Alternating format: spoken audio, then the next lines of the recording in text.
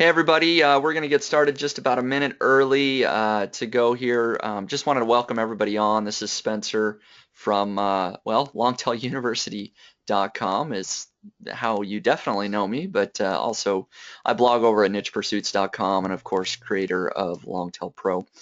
And today we're going to, you can see it here, how to use simple tweaks to your keywords to make them extremely low competition. So we'll give everybody just another minute or so to come on. Maybe we'll do some quick sound check. If you guys are listening in and can hear me, can you just in the chat box put yes or hey, I can hear you, something like that, so we know that everything's coming through. So here under the questions, yep, I am seeing lots of yeses come in. So very good. And just some other housekeeping things for me. I'm going to see if I can expand this box. Yep, I can.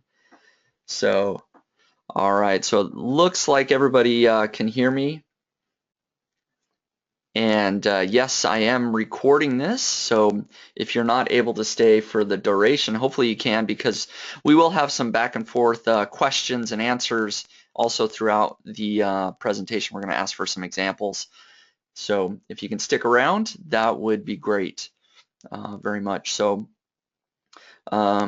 yeah, let's go ahead and get started officially here. It's just after our starting time, so we'll go ahead and jump into that. Again, my name's Spencer Hawes, creator of longtailuniversity.com and Longtail Pro as well, the keyword research tool.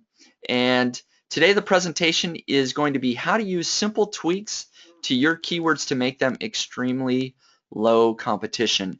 And before we jump into that, I do want to introduce my co-panelists here. I've got Perrin Carroll, who was very instrumental in getting Longtail University up and running, and you probably know him from my blog and podcast. Perrin, why don't you jump in and just say hello to everybody? Hey, how's it going? Glad you guys are here, especially from Longtail University. We spent a long time getting up and running, and hopefully we can do some live examples and answer some of the questions we've been getting. So thanks for coming. Yeah, absolutely. It will be good to get you to know you guys just a little bit better. I've also got Jake Kane with me. Jake is the sort of marketing and branding manager for Longtail Pro. He's been on my team now for, what is it, about 9 months, I Yep. think. So Jake, why don't you say hello to everybody? Hey guys, Jake Kane here. As Spencer said, I spend most of my time over at longtailpro.com doing the blogging and content there, as well as a few other things. So happy to be here today, coming to you from Cincinnati, Ohio.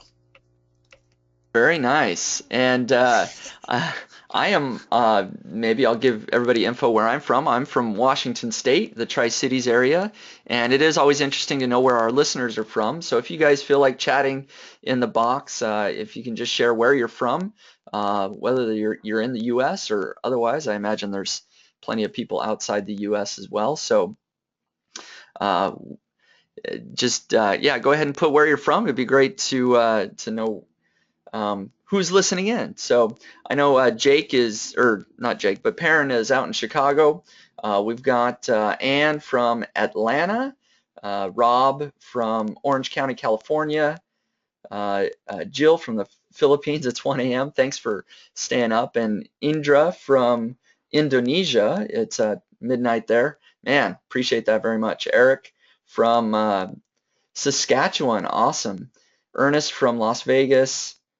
Ah, we got another Washington State. Patricia from Bellingham. Very cool. Um, another Jill from Southern Arizona, from a small town with a population of 27. Awesome. Glad you have an internet connection out there. I know how those small towns can be sometimes. Anyways, several others of you from around the U.S. and internationally as well. Can everybody see my screen? No, I don't think that they can. Let's see. There we go. All right, you should in just 1 second be able to see my screen. Perfect. Very good. That's why I have listeners here. Make sure I'm doing everything right. So now you can see my screen. We'll go ahead and jump right into it. Perfect. Everybody's saying they can see it. So let's jump into it. First of all, I just want to reiterate the importance of long tail traffic. The traffic really is in long tail keywords. 70% of all keyword traffic does come from long tail keywords. And here's a chart that I want to show you that explains that very well. So you have your very fat head terms, these very popular 1 or 2 word phrases. They actually only get about 18.5% of the overall search engine traffic, as you can see from this chart. And then sort of that middle phrases, those middle keywords, the chunky middle is 11.5%. And then over 70% of keyword traffic comes from the long tail. And actually on the left-hand side of the chart, you can see the number of monthly searches.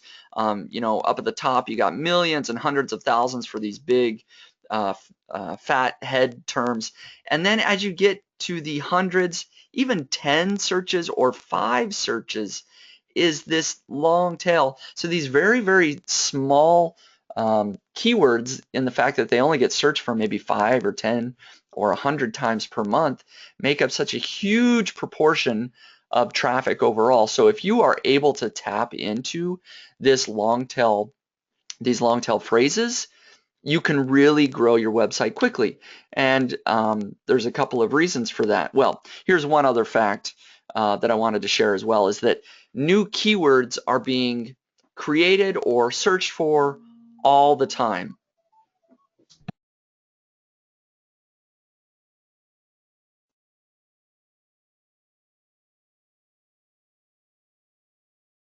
Sorry about that. Quick audio issue there. So new Also, real keyword. quick, Spencer, Yeah, go ahead. Jake and I can't see the chat to monitor questions. I don't know if you have a setting on your end. I'm not sure if I do. I may have to manage the chat on my own. Let me, if I can figure that out, I will. It's under the questions box. But if you can't see that, I will.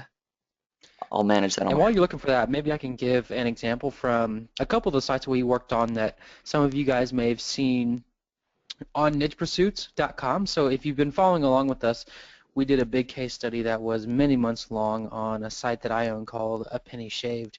And we spent a long time ranking for some primary keywords, and we did really well, and those were successful. But in the end, about 90% of the traffic came from something like 4,400 different long-tail keywords. And these were keywords with, 5, 10, 15 searches a month, and they're things that I just naturally started ranking for part of the time, but also there were some really long-tail ones that I was targeting. So to give you an idea of just how much traffic comes from long-tail keywords, for me, for my site, it was about 90% or more.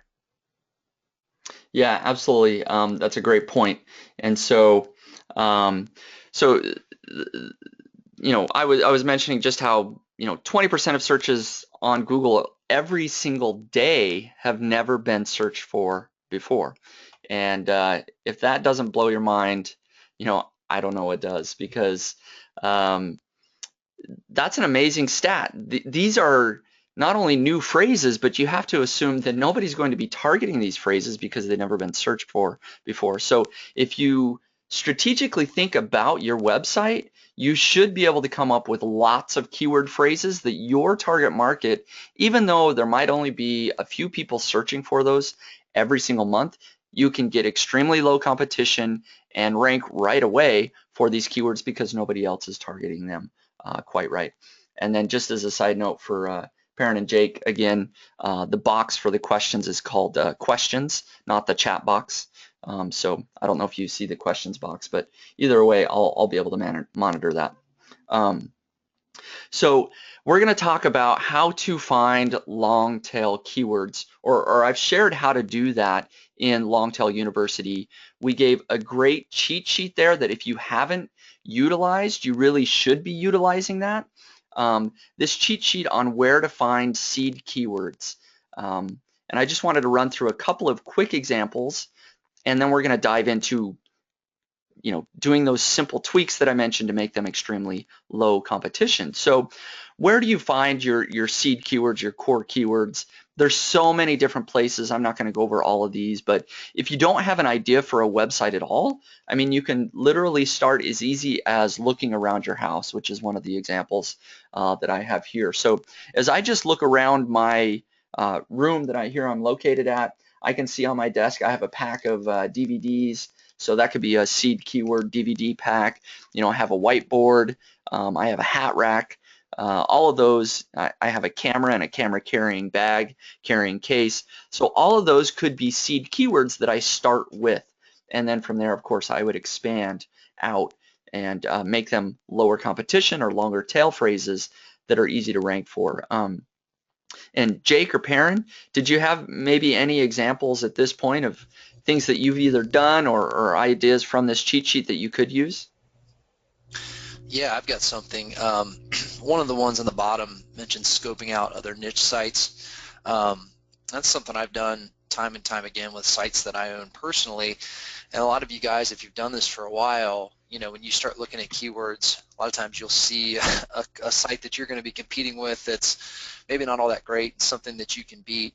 But a lot of times you can use those. If you see a site that appears in a lot of the search results that you're going to be going after, go check out that site and see the other stuff that they're writing about. There's some tools that can make that easier, but even just doing it on your own, you can kind of dig into some of the different categories they've got, and you might start seeing some topics and some keyword ideas come out of that.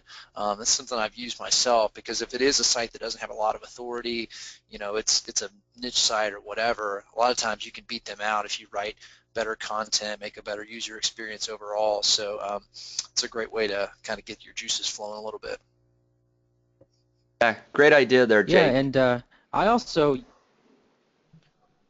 I also have made a practice of diving into niche forums and magazines, and we did a tutorial on SEMrush for the Niche Pursuits blog, and you saw a really good example of this in that video, where we looked at some hunting forums, which is a niche that I'm not familiar with at all, and we found a lot of articles and questions about nozzlers. And going into that research, I had no idea what a nozzler was. I would have never thought of it on my own because I wasn't familiar with the niche in the market. So looking at the forums and the magazines and seeing what discussions were actually taking place gave me a great seed keyword, and led to a lot of awesome modified long tail keywords that would have made great articles had I actually been building a hunting site. So thinking outside the box and broadening your own horizons is a good way to do it.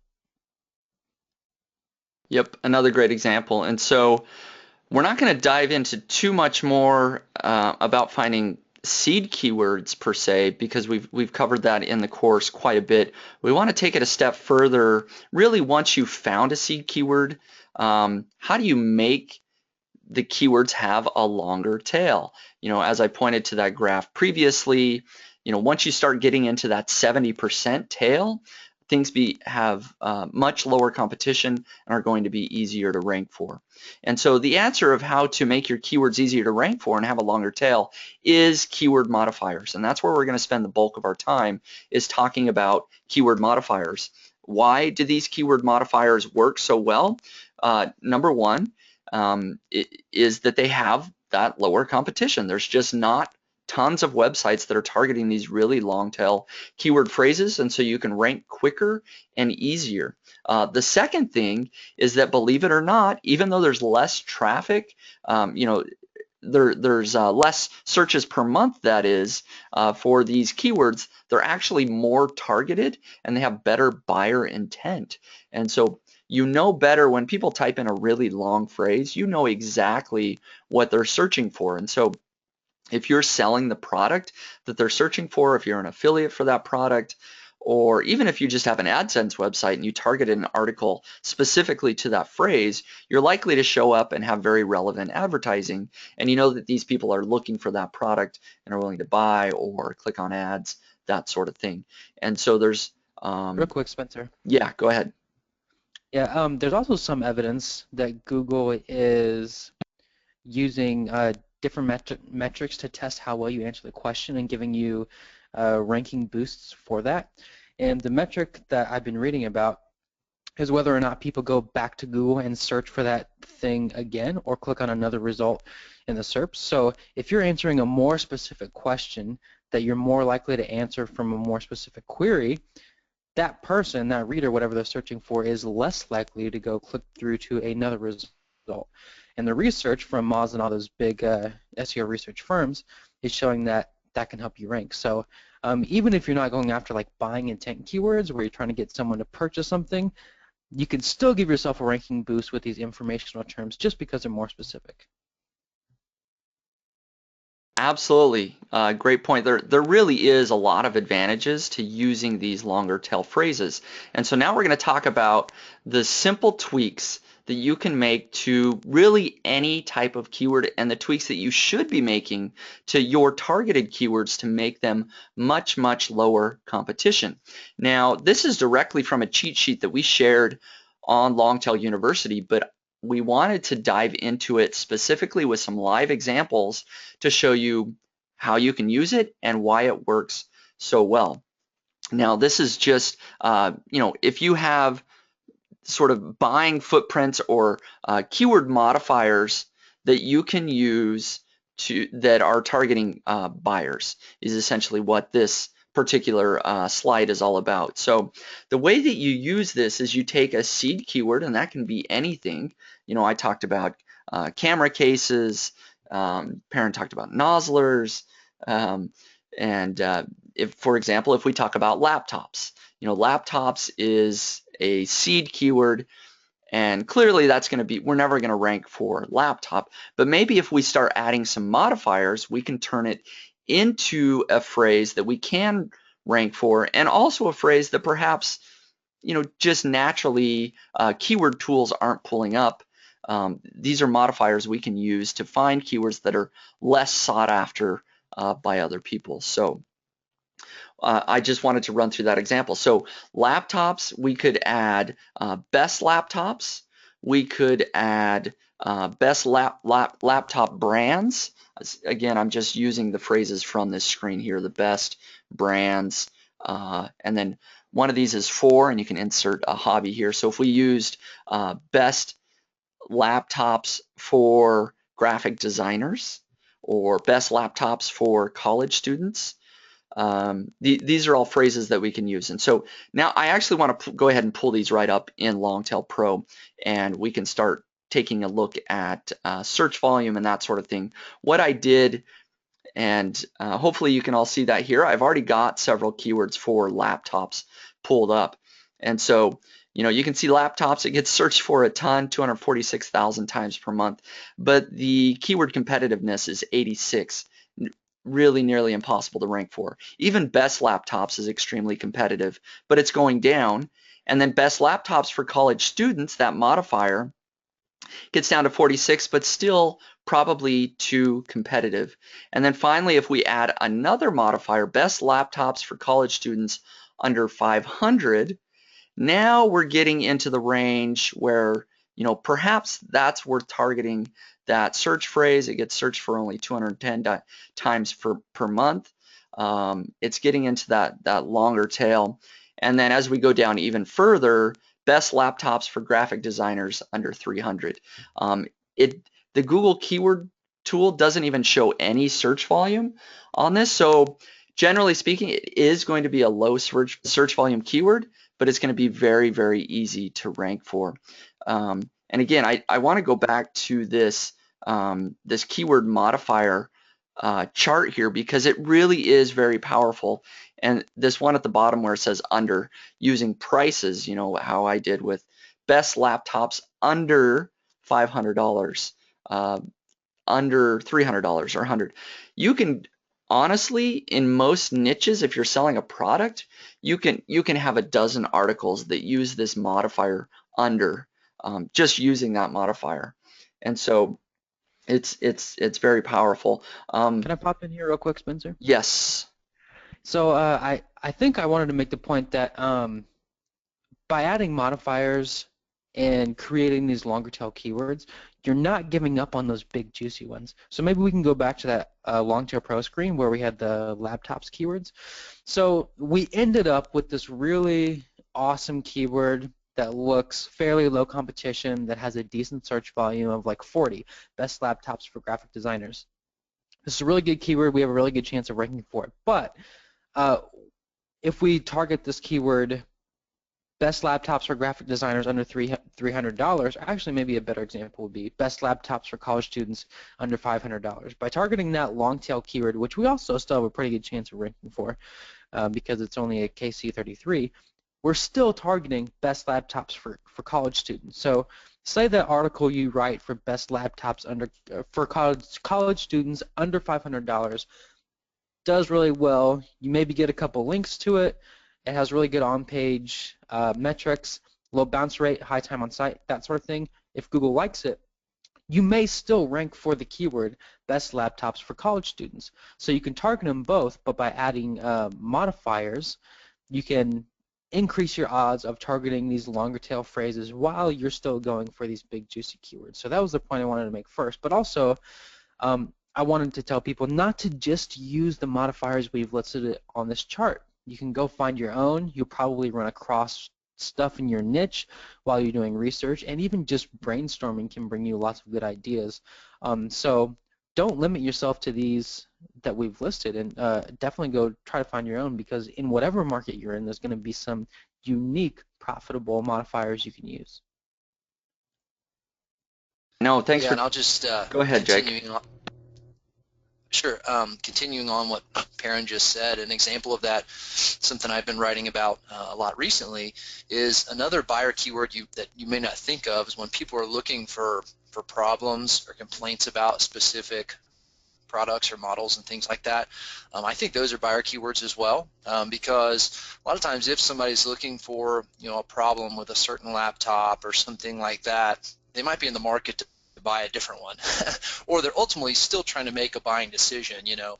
Are the problems bad enough that I shouldn't buy this? And so a lot of times people start out searching with some of these negative type things, but they're really looking to buy. And I love the story. One of my favorite content marketers is a guy named Marcus Sheridan, has some great YouTube videos out there, but he tells the story about when he was with a pool company, one of their most profitable blog posts on their site was problems with fiberglass pools, and they sold fiberglass pools, and he had all the numbers where that had generated like millions of dollars in sales of people that came there from that. So the same thing works across any niche. Just because it's a negative thing, you still have an opportunity to pull in that traffic by addressing that query and ultimately get a sale out of that or convert a lead or whatever your goal is. Yeah, and I think I've seen people using a similar tactic where they'll find a really popular product in their niche and use the modifier alternative to. So if you have, like a HP laptop, the modifier might be alternative to HP model whatever, and then you can list all the best laptops that are similar but different, because that person is really far along in the buying process.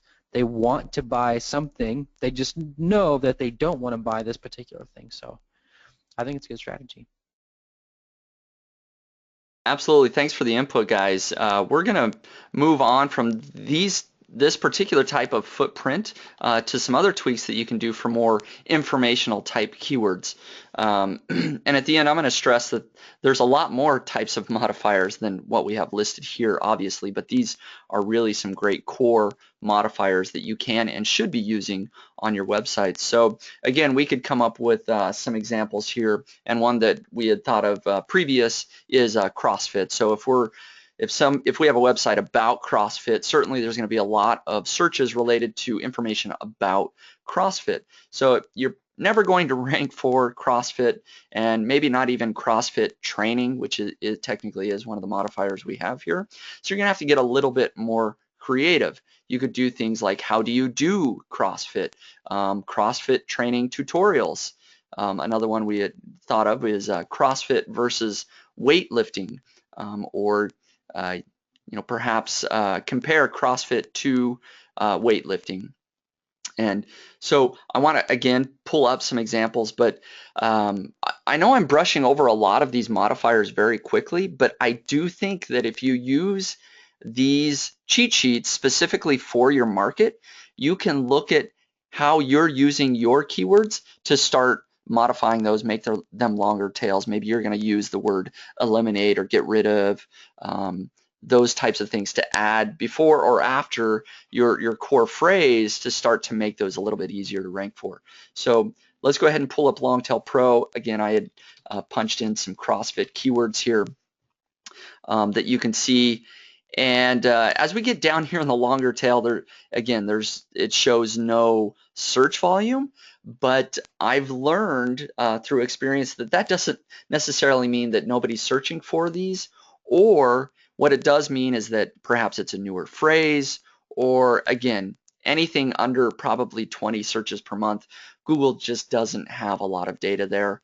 And so even if the data shows 0 searches per month, if it's something that you know from your market and your experience that people are searching for, or it's generally fits one of these keyword modifiers, there probably is some search volume out there. So, we started with CrossFit. You could go to CrossFit training. You could add another modifier of guide and go to CrossFit training guide to make it a little bit lower competition, and then do versus CrossFit versus weightlifting. So we're down now into the feasible range of a keyword that we could potentially target. How do you do CrossFit? Yeah, it only gets searched for 20 times per month, but it's a much lower competition type keyword. And then you can just go on down from there, eventually ending up with how to get rid of CrossFit soreness faster. And so really, I just started at our our informational footprints cheat sheet. That's how I got all these CrossFit keywords, is I just started, how to, and then get rid of, and then CrossFit, and then I actually use Google Instant to kind of find some related phrases to CrossFit. So CrossFit soreness was one of those. So I'm getting a question here about local searches. Yes, local searches in my case is the United States. So, it shows the local searches here because when I created my campaign, I had selected US. I could get global search volume here as well, but whatever country you select, that's going to be your local. So if you had selected UK, that's going to be the search volume for the UK. But if you want to see global, so worldwide, you'd go over here, check the global searches box, and then you would fetch those to get the worldwide volume. So hopefully that answers that question there. And then you can see the worldwide search volume here. So that just goes up for all of these keywords as well. Okay, so let's go ahead and jump into our final keyword modifier sort of cheat sheet, and this is for e-commerce keywords. And again, I think these examples are very, very important. And again, I'm kind of going through a few very quickly, but if you get the general idea, this is a tactic that you can tap into over and over and over again for as long as you're creating content for your website. If you're only finding keywords that have a very high competitiveness factor or look extremely competitive, by just adding one of these words as a modifier before or after that keyword phrase, suddenly you can have a great keyword. And again, you can do that for every piece of content that you write. So let's take an example of CB radio. Our friend Andrew Udarian over at ecommercefuel.com has publicly shared, one of his e-commerce sites that targets CB radios over at rightchannelradios.com, which we shared in Longtail University as well. So you may have had a chance to check that out. But let's go ahead and say we are targeting CB radios. That phrase by itself is probably going to be too competitive. But if we start adding these modifiers like buy CB radios or CB radios for sale, deals for CB radios, where to purchase CB radios, again, I'm just taking these keyword modifiers from this cheat sheet and immediately hopefully making these better phrases to actually target. So let's go ahead and pull up Longtail Pro and see what we were able to get with CB radios. So you can see that here, that simply as we make these phrases longer tail, we get so many different options that you could be targeting, special promo for CB radios, discount CB radio for sale, all of these things that are really great phrases that you're going to rank for much quicker than just CB radios. So Jake or Perrin, anything else that you guys wanted to jump in with at this point? Yeah, I was just gonna say that for the searches that you're seeing that have low volume, those typically work better in bigger markets. So things like fitness, health, pets, photography, like these really huge markets, even if something has zero searches, it's usually pretty safe to target because someone's going to be searching for that, and those are the markets where those 20% of searches that no one's ever heard before are being searched. If you have a really specific market, you might want to stay away from those. Like if you're writing only about a very specific type of tile flooring or something, that zero searches might be a little bit more accurate. So I just didn't want people to go see zero searches and target everything regardless of that. But if you're writing in a big consumer market, those will certainly still bring in some great traffic. Great point, for sure. And so the final thing that we have kind of touched on a little bit is just checking the competition. Again, it does come down to just because you have a long phrase doesn't necessarily mean that it's low competition. So you do need to go through the process of actually checking, as I like to do, the keyword competitiveness. Now, there's other places, of course, that you can perhaps check the competition. You can do that on your own if you have your own system. But if you're using Longtail Pro and in particular Longtail Platinum, this chart shows you the keyword competitiveness calculation and what you should be looking at. And so if you get a keyword or a KC number between 0 and 10, that means there's really no competition. You should absolutely be targeting that keyword. If it has between 10 and 20, that means that it is extremely low competition. This is something that very few, if any, of the ranking websites are probably targeting that exact phrase. Between 20 and 30 still is low competition.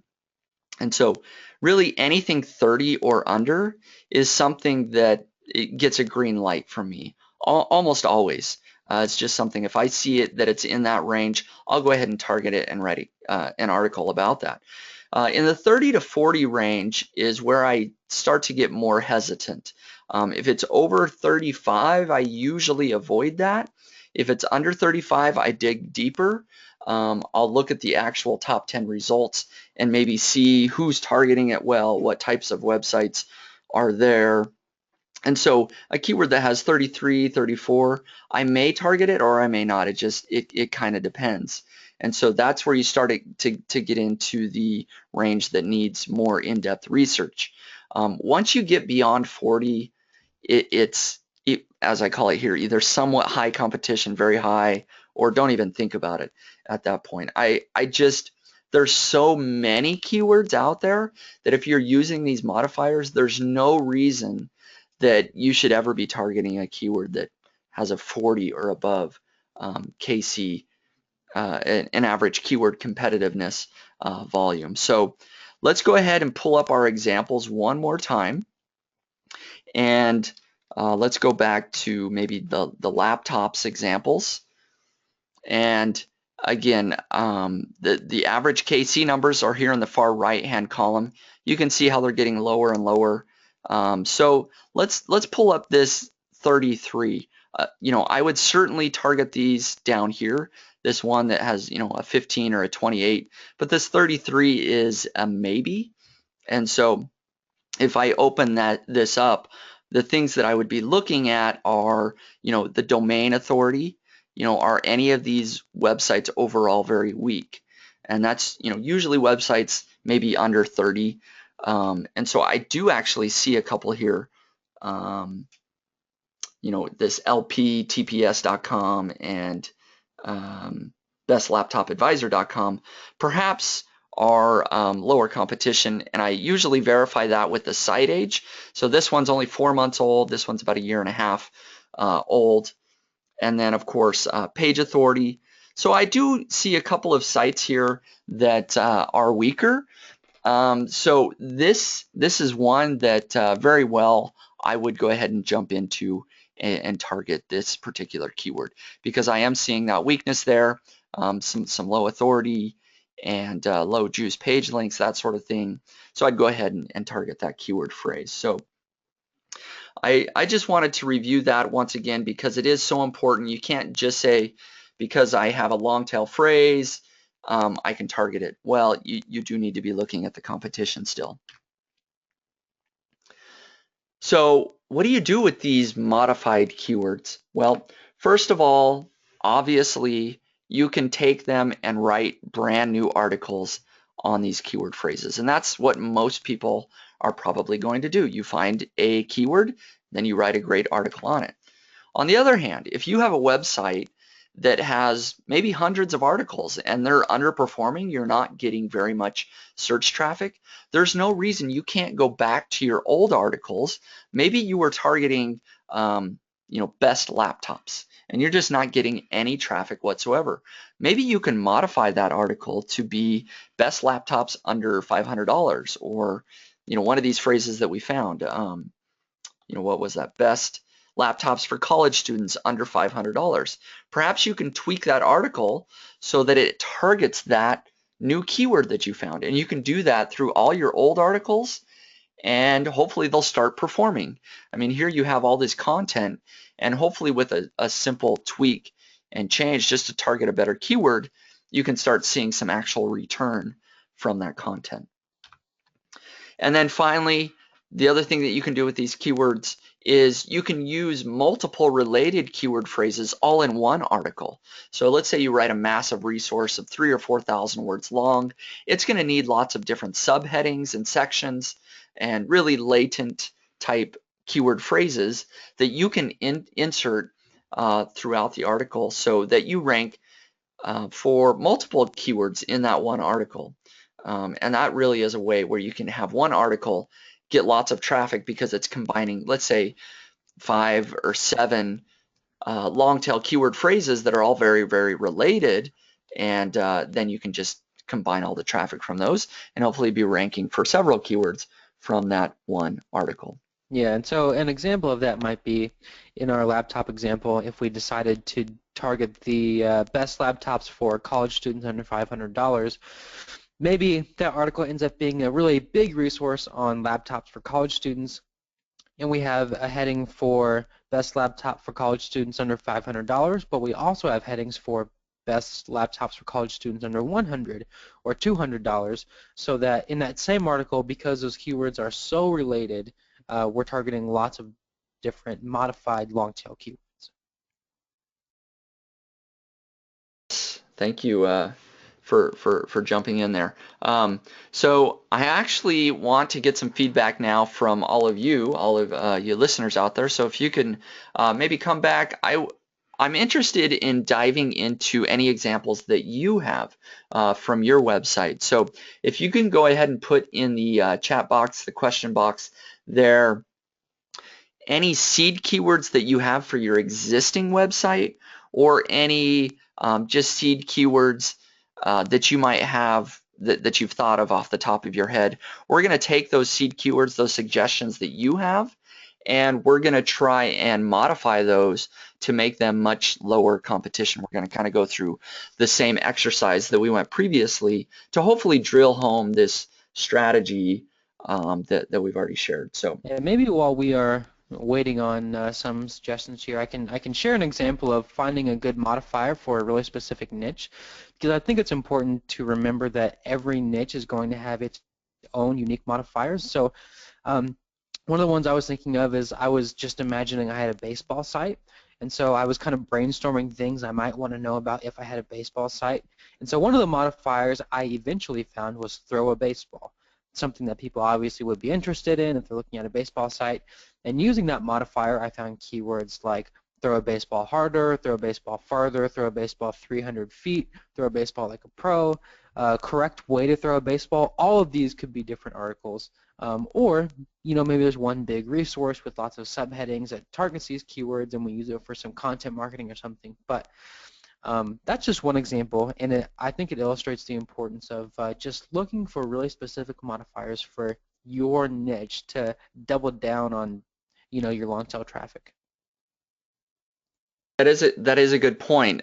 Just because we've shared a cheat sheet here doesn't mean that for your particular market there isn't additional modifiers, as Perrin mentioned. So you need to really drill in on your own market. We've got lots of great examples that have been coming in here. I'll read off a few and then we'll pick one here. We've got motocross, foosball, teachers, cycling, t-shirts, mobility aids, janitorial services, darts, 50cc scooter, a few others here, gold, dirt bikes, natural hair. Let's see, any that jumped out at us here. Either maybe foosball, scooters, I don't know. Any jump out at you guys? Let's try foosball. Why not? So what I would do is, well, you have something there, Jake? No, I just foosball. It's fun. Good game. Yeah, why not? You know, Yeah. I love foosball. So we'll pull up our modifier cheat sheet here and see what we can find. I don't know how high the search volume is for this, but I'm gonna go ahead and just do a bunch at once. So we'll do foosball and where did my cheat sheet go? So then we've got the word best, top. So let's do some of these brands, reviews. Let's start with that and maybe under. So we've got best foosball table. We've got what was the other one? Foosball table reviews. Best foosball table under.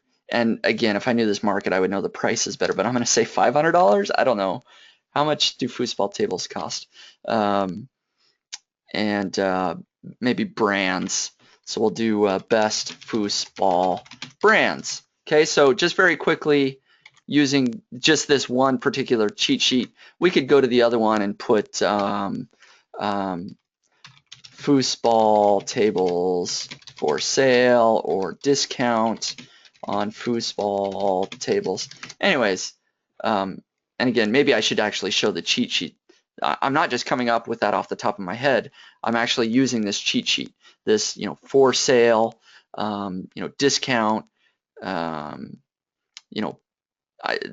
deals for that. That's basically where I got all of these keyword modifiers. So if I go ahead and hit generate keywords, that's going to go out and do its thing.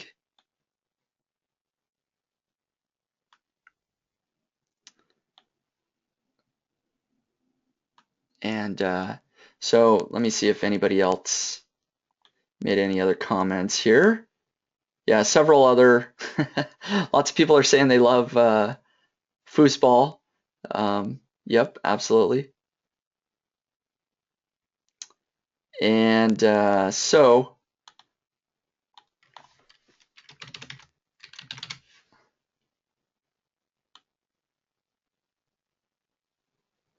all right, I've got this screen pulled up here as well. Let's see how we did. So you can kind of see that, again, the search volume is going down. So, foosball gets searched for 22,000 times per month. Maybe I'll go through here and start calculating the KC as I talk about these.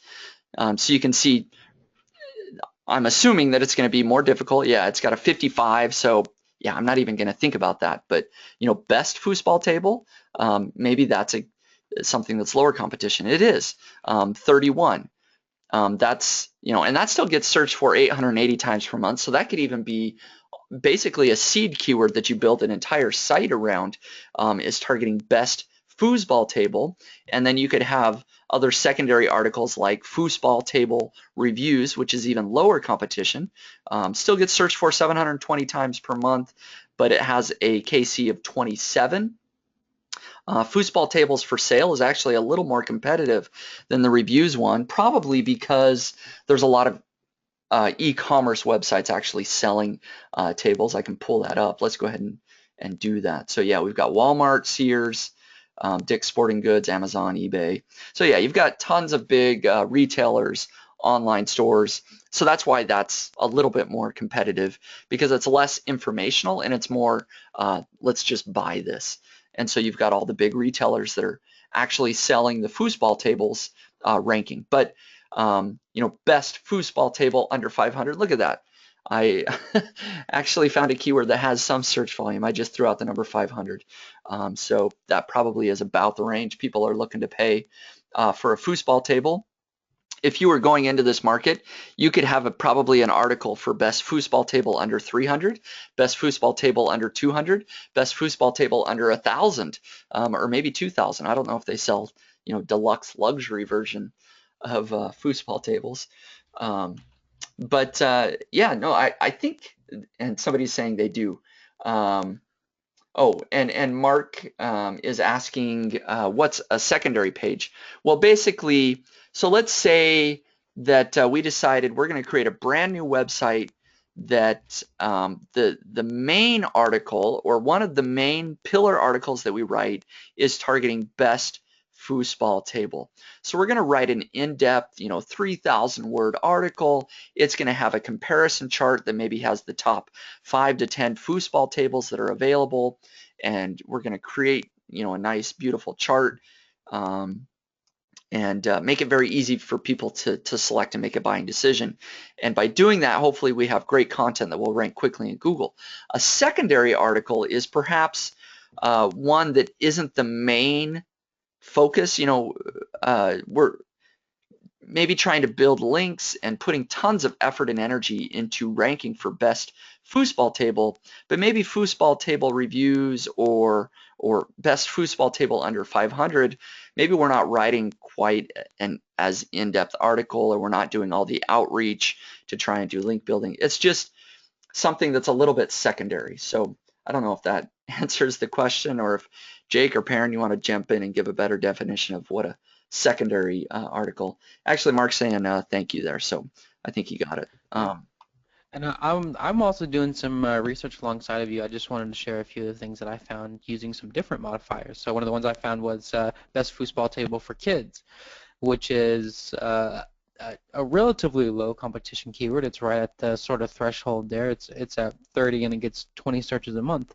But there are lots of other good signs in the SERPs to show that you could rank for it. And using that modifier, you might then that might lead you to best foosball table for professionals, best foosball table for offices, because that's the thing. Facebook has a foosball table in their office, and it's becoming a bigger trend. But I also found some really good informational keywords like best foosball shots, which is that might be an article of curated YouTube videos, or best foosball players. So you might be able to compile a list on professional foosball players or foosball tournaments, or do an interview or something. So using this one modifier kind of led me to other modifiers when I was looking at this, and it gave me opportunities to diversify the content of the site away from just e-commerce keywords, if that's what I was doing, and maybe get into more informational, display ad, content marketing type stuff, which could give you a different goal or metric or whatever you wanted to do. Yeah, absolutely. I mean, if you wanted to build out a huge resource on foosball tables, yeah, you're going to go beyond just doing product reviews and all of those things into those informational, like you mentioned, how to play foosball, how to do, if there's any particular trick shots, you can, how to do this type of shot, all sorts of things that you could go into to target these long tail phrases that are hopefully lower competition, and you're still targeting the people that you want to, that can come and buy a foosball table. So great example. I think that's about all that we have time for, at least walking through a complete live example. I would like to go ahead and open it up now to everybody out there for any additional questions that you might have. Oh, I didn't show my my cat picture there. So that was to get you guys to volunteer, but you did it anyway, so thank you. I appreciate that. But as a reminder, please use the cheat sheet that we've given you. It's in longtailuniversity.com. You just log in there. You can check that out if you're ever stuck for how to modify your keywords. Please use this cheat sheet. Now, so are there any additional questions out there that we haven't answered at this point? Now's your chance to go ahead and type in the chat box to ask anything else of us that you might want to hear about while we're here. I do have somebody asking if they could get a PDF for the sheet, and yes, I know that we can do that. Perrin, I think you might have PDFs for that. Maybe you can add those to Longtail University. Sure. Okay, sounds good. And PDFs for the cheat, right? Correct. Yeah, if you go into Longtail University, they are saved as PDFs, I believe. I will double check. They're at least saved as images that you can download. You just right click, and they're all curated by lesson and also down at the bottom. After everything, they are kind of listed as a bunch again, but we can also put them as PDFs too. Definitely, yeah. Right now there is image files, but yeah, PDFs would be good. So somebody else is asking, is it worth adding your local town or search area to your keyword? And yeah, I mean, it definitely is. You know, kind of depends, right? If your business is a local business, you're a dentist, you know, you're only interested in people that are within driving distance of your dental location. So it depends on your business. And if you have a local business, then yeah, you probably should be adding your local city or town as a modifier. But that also doesn't mean, and again, this goes back to what Jake was talking about with Marcus Sheridan. He, you know, built fiberglass swimming pools, so he only wanted people in his state or within a few hour radius. But he wrote lots of articles that weren't just saying, okay, fiberglass pools for people in Virginia. He just wrote about fiberglass pools. And so you can get tons of traffic nationally and internationally, and that will help you just build authority, get more traffic. And so I will say that yes, you should target your local city, but you should not only target your local city. Yeah, and I've been experimenting with the expanding general sites with those types of keywords, and I don't know yet if it's going to work, but I can give you the modifiers I've been using. So for example, if you were doing let's see, what's a service? If you had a site on keeping your house clean or organization, you might be able to write articles on different maid services in different cities. So maid service in Rhode Island or maid service in New York City or whatever. And the simple modifier of just in can really give you tons of cities. In fact, if you use that modifier in the include form on Longtail Pro, you will get almost totally locations, and these are usually very low competition keywords according to the data.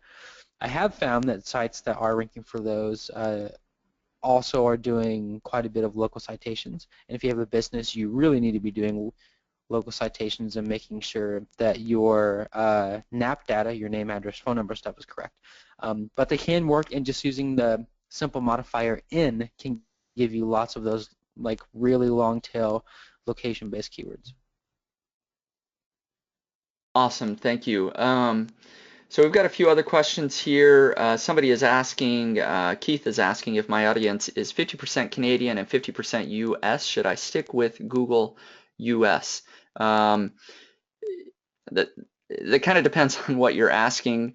For researching purposes, for looking at search volume and that sort of thing, I would look at Google US, most certainly.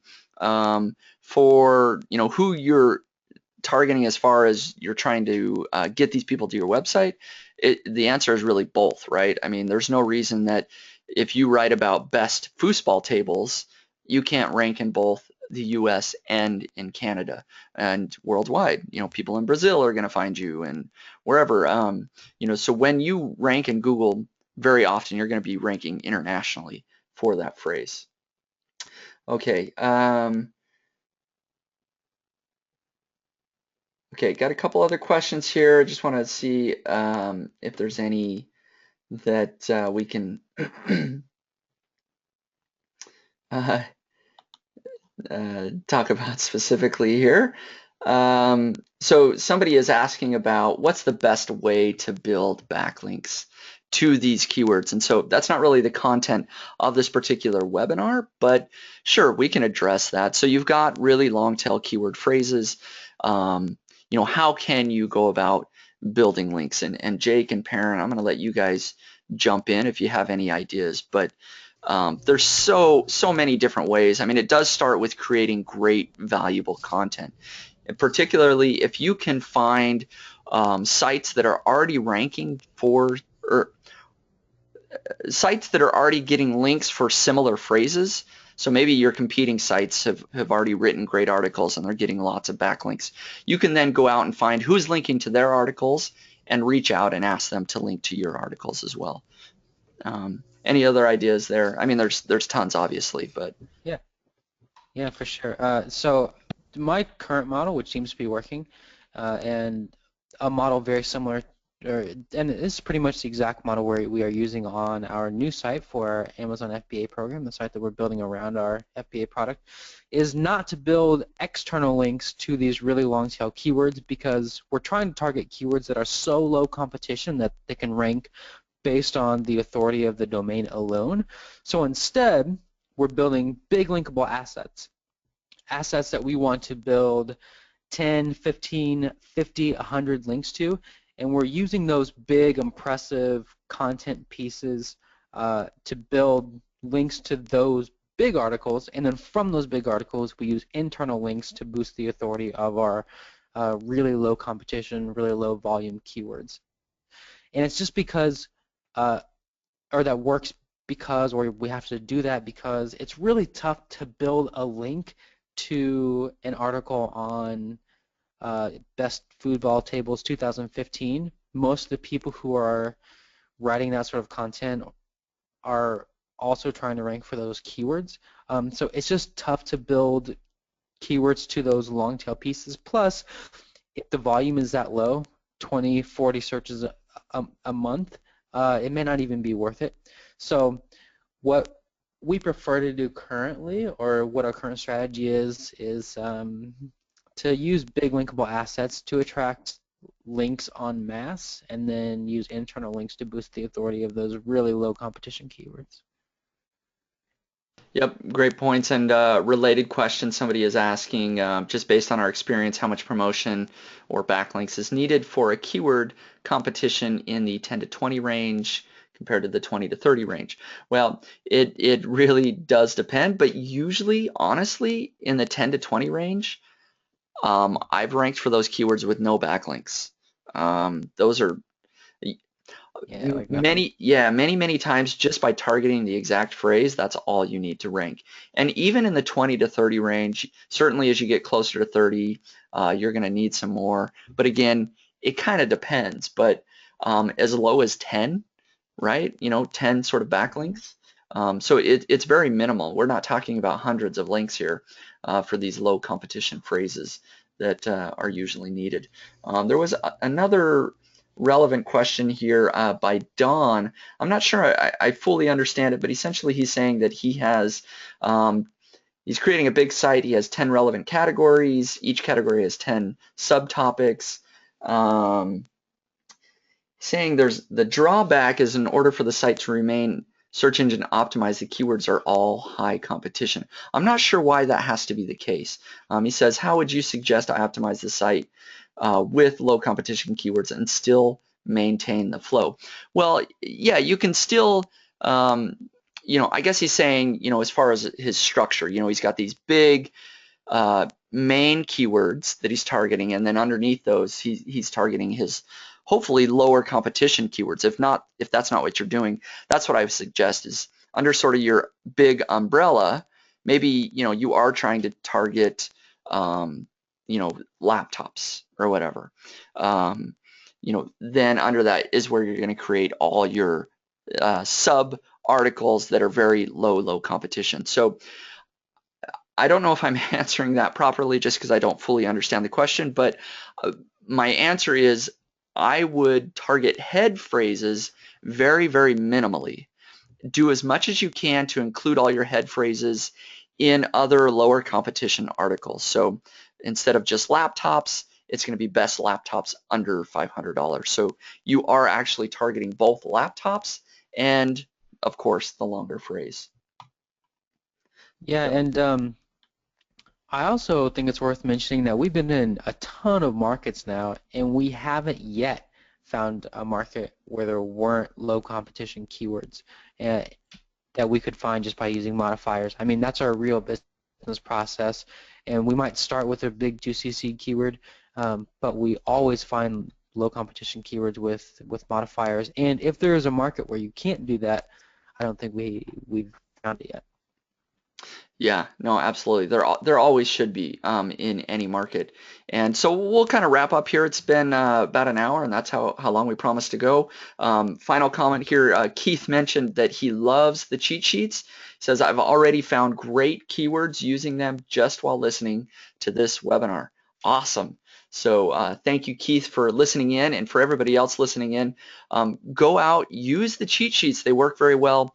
And I will again emphasize, like Perrin did earlier, that the modifiers may be different in your market. So you will, we've done our best to kind of give you a general structure, and these cheat sheets work across hundreds and probably thousands of different markets and niches, but you may be able to do even better with your own original modifiers in your particular market. So it just depends. So thank you all very much for staying up late or getting up early or just taking time out of your day to listen to us as we talk about how to take your keywords and do some tweaks and make them super low competition. So go ahead and check out longtailuniversity.com, go through the lessons there.